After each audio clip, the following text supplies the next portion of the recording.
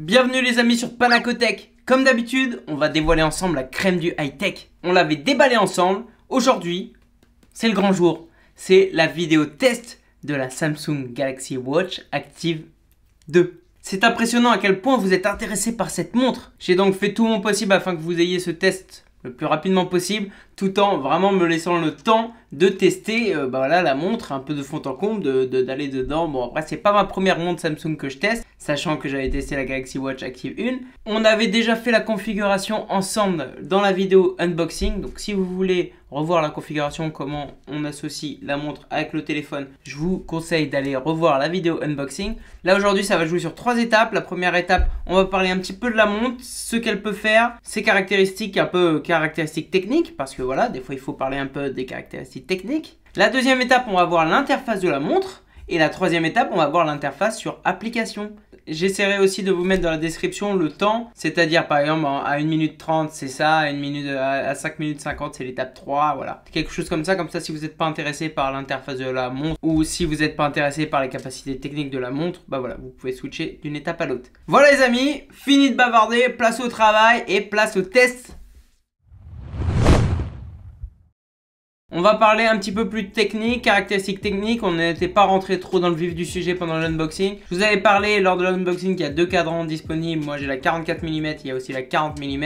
Il y a aussi une version avec 4G, sans 4G. Vous m'avez posé aussi en commentaire du unboxing ce qu'est la différence entre la 4G et sans 4G. Donc la 4G c'est tout simplement, vous allez avec votre opérateur prendre une e-card SIM comme ils appellent ça. Une eSIM peut-être même. C'est aux alentours de 5 € chez Orange. Après, je sais pas s'il y a d'autres opérateurs qui le font. Mais après, ça vous permet de vous servir de votre montre comme la Wi-Fi, sans la Wi-Fi. Voilà, ça veut dire pas besoin d'avoir la Wi-Fi pour répondre à un appel. Vous êtes à l'extérieur, vous n'avez même pas besoin de votre téléphone pour faire les choses. Vous pouvez donc, même sans avoir votre téléphone à proximité, répondre à un appel. Parce que oui, on peut répondre à un appel sur cette montre. Pour les deux différentes tailles, on a un écran AMOLED, donc de 1,2 pouces pour la 40 mm et de 1,4 pouces pour la 44 mm. Les montres tournent sous un processeur Exynos dual-core 1,15 GHz et elles ont 0,75 Go de mémoire vive avec bien entendu 4 Go de stockage. À part l'écran, la différence entre la 40 mm et la 44 mm c'est la batterie.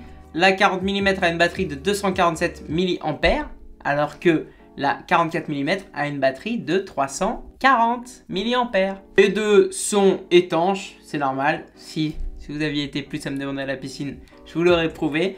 Mais voilà, les deux sont étanches, IP68 je crois. Elles ont le GPS, le rythme cardiaque, le microphone et le haut-parleur. Je trouvais vraiment la navigation meilleure que sur l'Active 1. Vous allez voir, on va le voir ensemble de toute façon. Parce que place à la deuxième étape, l'interface de la montre. C'est parti pour l'interface de la montre. Là, on est sur l'écran d'accueil. Quand je dis l'écran d'accueil, c'est l'écran principal de la montre. C'est quoi? Bah, c'est l'heure. Normal, c'est une montre. Maintenant, sur cet écran principal, vient à nous plusieurs possibilités de navigation.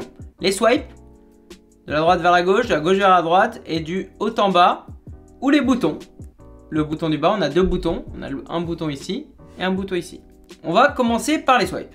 Le swipe de haut en bas nous permet d'arriver dans les raccourcis, tout simplement. Les raccourcis, on va pouvoir choisir la luminosité, par exemple, de choisir le volume, les médias, la voix de Bixby, voilà, tous les paramètres de téléphonie, l'option ne pas déranger, de laisser la montre toujours allumée, toujours l'écran allumé, toujours l'écran activé. Les paramètres, là on va pouvoir sélectionner le cadran.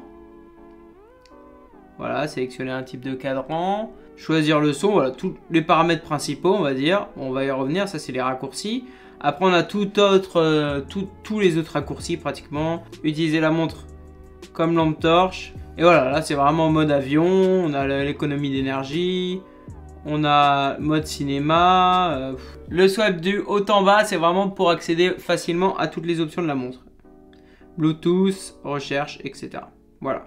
Pour ce qui est des deux autres swipes, on va revenir dans tout ce qui est des paramètres un petit peu après. On va retomber dessus, vous inquiétez pas. Pour ce qui est des deux autres swipes, on a le swipe de gauche à droite qui va nous permettre de voir les notifications, toutes les notifications qu'on a reçues. Oui, on reçoit les notifications, on reçoit les mails, Messenger, Pacer, enfin toute autre application qu'on peut paramétrer tout simplement dans la montre et dans le téléphone via l'application du téléphone, Instagram, tous les rappels. Moi j'ai vraiment laissé toutes les notifications. Donc voilà, toutes mes applications, ça garde.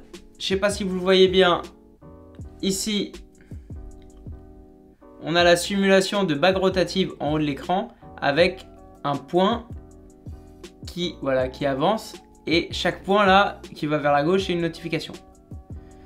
On revient pour voir ce que donne le swipe de droite à gauche. Le swipe de droite à gauche, ça nous permet d'aller dans les fonctionnalités de la montre. Là, on est dans le Health. Dans Samsung Health, on voit les calories dépensées, les activités, si on s'est entraîné, les déplacements, enfin voilà. Là, c'est la partie Health. On swipe vers la droite, on a les applications préférées ou alors au milieu, toutes les applications. C'est les applications récentes. On re-swipe vers la droite, l'ancienne activité. Course, vélo, natation et bien d'autres. Vous pouvez abdominaux longs, développé couché, voilà. Vous pouvez tout paramétrer. On swipe vers la droite, le rythme cardiaque. On swipe la météo. Après, pourquoi la météo? Parce que j'ai choisi la météo. Parce que à l'après, une fois qu'on est au bout, on peut cliquer sur ajouter un widget. Et là, on peut choisir alarme, raccourci, calendrier, contact. Toutes les fonctionnalités afin voilà, d'aller plus facilement, d'être plus user-friendly et d'aller vraiment vers ce qui nous intéresse. Si vous êtes intéressé et vous regardez tout le temps le nombre de pas que vous faites, on met les données de santé. Comme ça, là je vois 2300 pas aujourd'hui, 4 étages montés, 1200 calories brûlées et mon rythme cardiaque. Et ça, c'est ajouté à la fin de ma rotation, ma petite bague rotative. Voilà pour le swipe. C'est déjà pas mal, vous allez me dire. Il y a déjà pas mal de choses. On a survolé les petits swipes. Et là, on va rentrer dans le vif, dans le dur. On va appuyer sur le petit bouton du bas. Le petit bouton du bas, il nous permet d'accéder aux applications. Alors là, on a toutes les applications présentes qui vont de l'agenda à... vous allez reconnaître un peu les symboles, normalement c'est fait pour. De l'agenda, de l'alarme, du Samsung Store. Là, c'est les paramètres. Samsung Store, la météo, Health, que je vous parlais, on va tous les voir. Hop, calendrier. Voilà, accès au calendrier. Hop, alarme. On peut ajouter une alarme. Hop, paramètres. On va y revenir après parce que c'est assez long les paramètres. Galaxy Store. Pourquoi Galaxy Store? Parce que avec Galaxy Store, on va pouvoir télécharger des cadrans, on va pouvoir télécharger des applications. On va voir ce que ça donne. On va dans Essentiel. Utiliser le Wi-Fi. On recherche un réseau Wi-Fi pour se connecter. On retourne dans les essentiels. Alors les essentiels, voilà, là il nous propose les applications essentielles.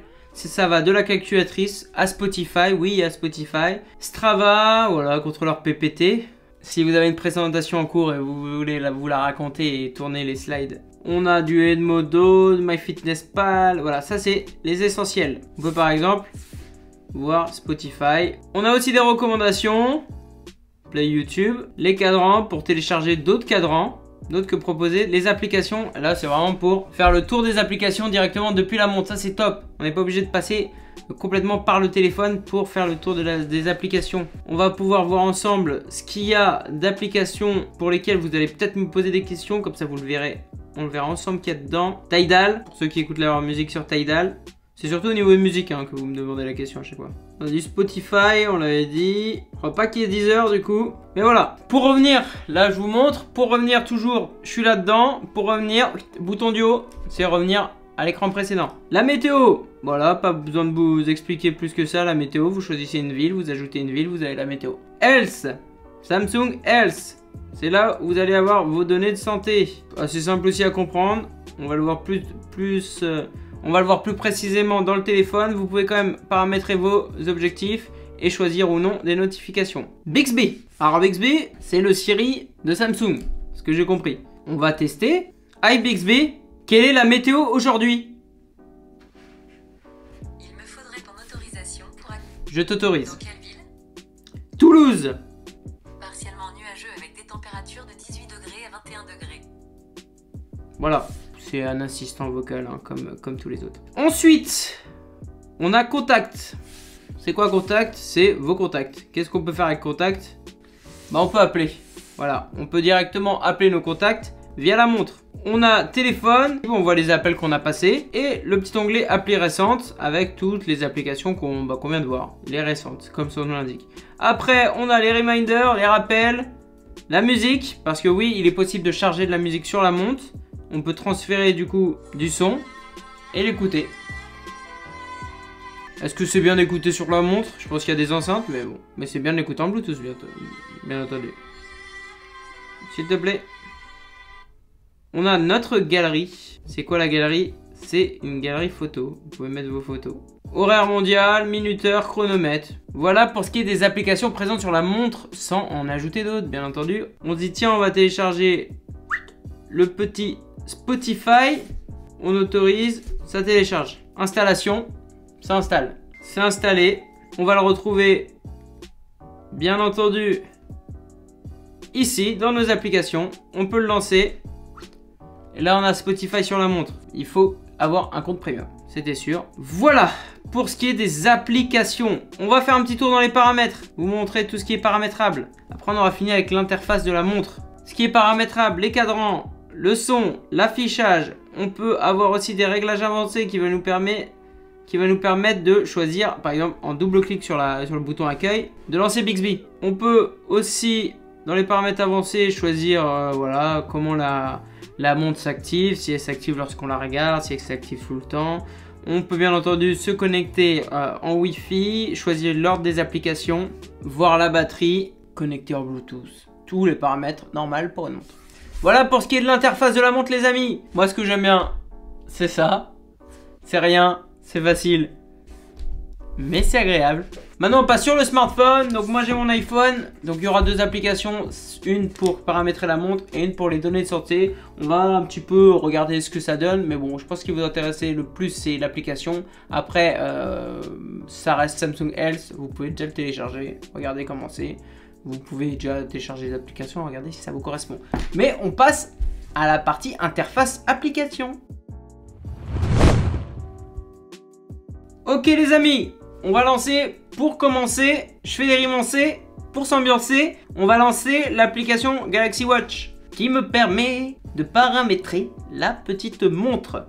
Voilà, j'ai plus beaucoup de batterie, mais ça va le faire. Ça va être assez simple, les applications sont assez simples. Après, je vais vous donner quand même mon petit avis parce que c'est vrai que je suis un peu moins sceptique que l'Active 1. Vous allez voir. Hop, je synchronise ma montre. Il faut attendre. On est sur l'application. Je dirais même, je suis carrément sur ma montre.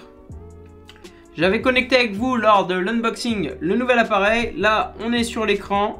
L'écran de l'application. On peut bien entendu aller sur l'accueil. Sur l'accueil, on va pouvoir choisir nos notifications. Si on veut toutes les notifications ou si on veut en bloquer. On en avait déjà parlé. On peut choisir les applications, comment elles sont ordonnées. On peut personnaliser l'ordre. On peut afficher rotativement ou afficher sous forme de liste. Qu'est-ce que ça va avoir au niveau d'une liste? Ça va avoir ce rendu au niveau d'une liste. On défile juste. Moi, je préfère en rotatif. C'est plus sympa.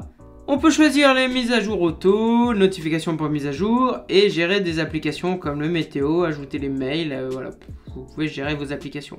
C'est assez complet, c'est assez bien.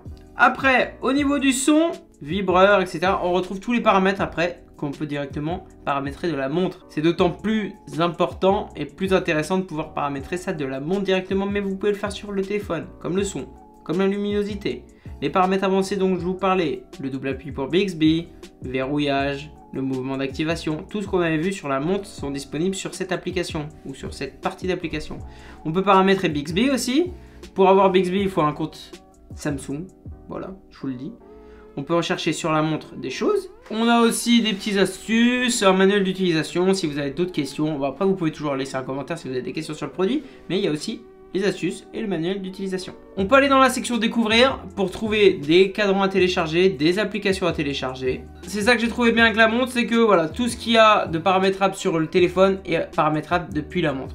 Et ça, c'est bien de pouvoir paramétrer et de voir directement depuis la montre ce qui se passe. Voilà pour cette première application, je vous l'avais dit, c'est assez simple, c'est assez rapide. Deuxième application, Samsung Health. Deuxième application sur iPhone, sur iOS. C'est pas pareil sur Samsung, sur Android. Il faut penser à ça. Moi, je me suis fait avoir lors du premier test de l'Active One. On y est. Samsung Health. C'est assez simple. C'est aussi le même esprit. On peut ajouter des éléments, des widgets. Là, je vous montre grossièrement. On peut ajouter des blocs. On a les trois blocs principaux, c'est les objectifs. Objectifs d'activité. Vous mettez par exemple, il faut que je fasse, je brûle 2000 calories par jour, ce qui est beaucoup. Ou alors le nombre de marches, 50 minutes par jour. On a la tendance sur les derniers jours. Vu que l'objectif, je l'ai paramétré hier pour voir ce que ça faisait. Voilà, j'ai que celui d'hier. On a les récompenses. On a le statut du sommeil, assez détaillé aussi. Moi, je trouve que maintenant, toutes les montres pratiquement proposent un bon suivi de sommeil. C'est bien, c'est intéressant. On peut l'évaluer. On a un pourcentage d'efficacité. On peut l'évaluer nous-mêmes en disant, voilà, moi j'ai bien dormi. L'heure du coucher, l'heure du réveil, c'est pas trop mal. Pareil, on aura l'onglet tendance et les récompenses. Maintenant, sur les activités, sur le nombre de pas, on peut suivre son nombre de pas. C'est intéressant. Et son nombre d'activités, on peut aller dans les tendances et voir voilà, le nombre de pas des jours précédents. 13 000, voilà, 12 000, 4 000. On a les tendances et les récompenses. Course, c'est les activités. On a la géolocalisation de l'activité, la récompense, le nombre de kilomètres, la fréquence cardiaque, bien entendu. Il nous donne lorsque la fréquence cardiaque était élevée ou non. Les fractionnés, le temps par kilomètre, le temps total, voilà, c'était une petite course à pied, hein, tranquillou. Et voilà, c'est assez complet sur le sport, toutes les informations. Après, voilà, c'est pas leur première montre. Là, on reste sur le même modèle que les montres précédentes sur les activités. Il n'y a pas de grosse différence là-dessus. Le rythme cardiaque, suivi presque continu du rythme cardiaque. On peut voir quand est-ce que le rythme cardiaque était élevé ou pas. Et le nombre d'étages. Voilà l'écran d'accueil. Après, on a un onglet partage. Ça va nous permettre de quoi? De faire des défis. Défis globaux, parler avec des utilisateurs. Voir le groupe, le classement par rapport à des gens de notre âge. Par rapport même des gens, des amis. Choisir des amis. Rejoindre des défis. Voir son niveau. C'est un peu de gamification. C'est toujours bon à prendre. Et voilà, après dans l'onglet plus, rien d'important. Voilà globalement comment sont organisées les informations prises par la montre sur le téléphone. Ça va surtout être la rubrique santé qui va nous intéresser pour voir et avoir un suivi de notre santé au niveau sportif, sommeil, etc. Rythme cardiaque. On note l'absence d'un ECG sur la montre, alors que c'est la mode quand même de mettre des ECG sur les montres. Mais bon, maintenant on va passer à la petite conclusion. Et voilà. La conclusion sur cette montre, faut-il acheter cette montre? Ce que vous vous demandez, je pense. Est-ce que vous voulez l'acheter ou pas? Par rapport à la Galaxy Active 1, j'ai vraiment été agréablement surpris. Déjà, par le design, bon, il reste un peu inchangé, mais le 44 mm, je trouve que ça donne un petit style en plus. Après, c'est surtout par la navigation. Je trouvais ça pas vraiment très abouti sur l'Active 1. Il n'y avait pas tout ce qui était le cadre, le système rotatif, etc. Là, c'est vraiment un plus. L'autonomie a été améliorée aussi. Je vous avais parlé des capacités de batterie, mais je vous avais peut-être pas parlé d'autonomie. Ça dépend toujours de l'utilisation. Moi, je l'ai utilisé longtemps. On arrive facilement à 3 jours. On va dire, globalement, on est sur une fourchette entre 2 et 4-5 jours en fonction de notre utilisation. C'est plutôt pas mal. L'écran est vraiment top. Il est super. AMOLED. Non, vraiment, là-dessus, rien à dire. Il donne envie de cliquer, il donne envie d'aller voir. Au niveau du cardio-fréquence-mètre, ils l'ont amélioré, il est vraiment aussi très précis. Ça, c'est les points positifs. Les seuls petits points négatifs que je vois, c'est pour les utilisateurs d'iPhone. Il y a certaines choses qui sont un peu plus compliquées sur iPhone. Le prix aussi est en hausse. On est sur du 329 € pour la version Wi-Fi en 44 mm, celle que j'ai. Et après, on peut monter à 460 €, voilà, en fonction de si on prend du 4G, si on prend, ça dépend des bracelets ou autres, mais voilà, on est un minimum au moins de 300 €, qui est un peu plus que sa grande sœur. On monte de plus en plus sur les prix, mais après on monte au niveau de la technologie. Pour conclure, je vous conseille cette montre, surtout si vous avez Android ou un Samsung. Si vous regardez cette vidéo et que vous êtes vraiment intéressé, que vous hésitez, n'hésitez pas tant que ça. Si vous avez le budget, je pense que c'est une très bonne alternative à la Galaxy Watch normale. Elle est différente au niveau du design, elle est top, allez-y. Vous ne regretterez pas votre décision. Voilà les amis, j'espère que vous avez apprécié cette vidéo test. J'espère que c'est assez complet pour vous. J'espère que c'est pas trop long. Mais vous êtes beaucoup à chercher différentes choses dans ce genre de vidéo. Il y en a qui veulent chercher l'interface montre, savoir si c'est bien. Il y en a qui veulent savoir les fonctionnalités. Il y en a qui veulent savoir sur le téléphone comment ça rend. Est-ce qu'on peut mettre Spotify? Voilà. Donc j'essaye d'être le plus complet possible. Et je sais que je loupe plein de fonctionnalités. Je loupe plein de choses. Merci en tout cas d'avoir regardé cette vidéo. Lâchez un pouce bleu pour soutenir la chaîne. En attendant, vivez à fond, vivez high tech. Pour tout suivre de l'actualité tech, abonnez-vous. Cliquez sur la petite cloche de notification. Si vous avez des questions, le commentaire, tac. Merci et à bientôt sur notre chaîne.